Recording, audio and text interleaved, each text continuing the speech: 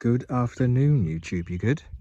So I'm just taking in these sunbeams right now. I wish I was basking and not doing, but at the same time I love to be doing on days like this.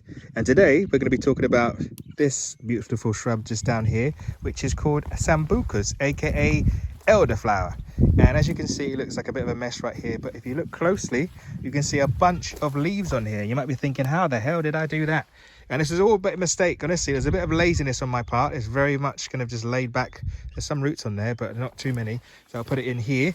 This is my little rooting station. But I didn't do this. This wasn't the plan. This wasn't my solution. So what I did, please excuse the guineas.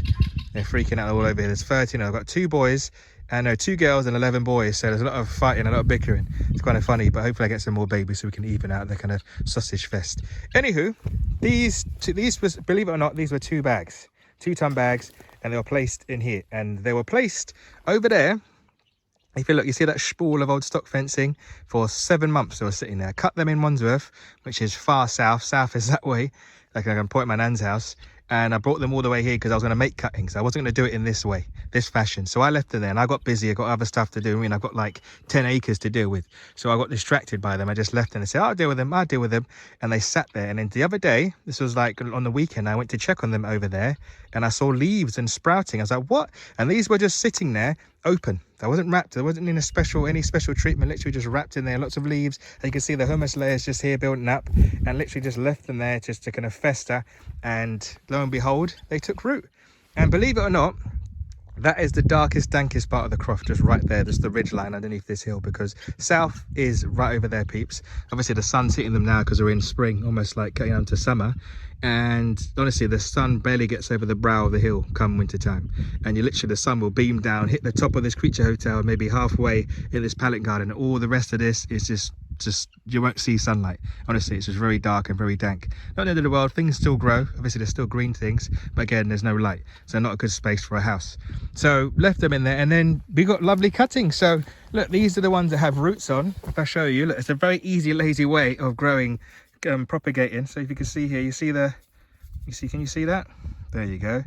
Look at those roots, and all these guys in here have roots on, which is incredible. It's honestly, it's amazing. Where is this? This one I haven't roots on. Maybe I just got excited. But yeah, look at this one. Look at that. Nice and juicy. And I want to put these in with the chickens because the berry of this is very nutritious. They will love it. They will lap it up. And I'll put loads in the pallet garden too. The rabbits don't seem to like it, but the deer and the sheep do. So I've got deer fencing now, so I've got nothing to worry about. But I could just place them out here in the field. But again, I'll put them in the pallet gardens and they're protected by the wind because they don't really like it. I've noticed I planted a few on the edge and they're getting a bit burnt. But if I give them some protection, they should kind of grow up and become kind of full of vigor. So there you go. An easy way to propagate the elderflower. So find the the darkest, dankest part of your garden, cut a bunch. Don't have to do a ton bag, I'm sure, but the thing is, a ton bag is very breathable. It's like porous, so it's it didn't kind of just stagnate and kind of build up water, so it did kind of drip and run off and didn't just hold water. So just put them in a bag, put them in a dark spot, leave them for over the winter time. Come springtime, they sprouted, and look, and all the ones that haven't got any roots on, what I've done is kind of got a nice bit of shallow water and they got leaves on, and I've just shoved them in here. So I'm just hoping that they take come when I get back, or hopefully in the next couple of months, I'll start to see some roots.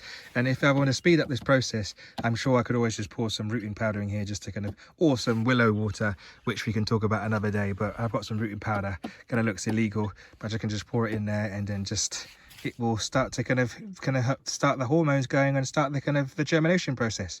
So there you have it, the easiest way, the laziest way to propagate elderflower. And I think I've had enough sorting this all out. So what I'm going to do with this pile is put it in a ton bag again, and then place it all down there in my dead hedge, and maybe stuck a few bits in if I feel like I got the energy to do so. And hopefully they start to take off down there and we get loads of elderflowers. And honestly, great plant to have, recommend it, easy way to propagate. Try it at home, guys. Peace.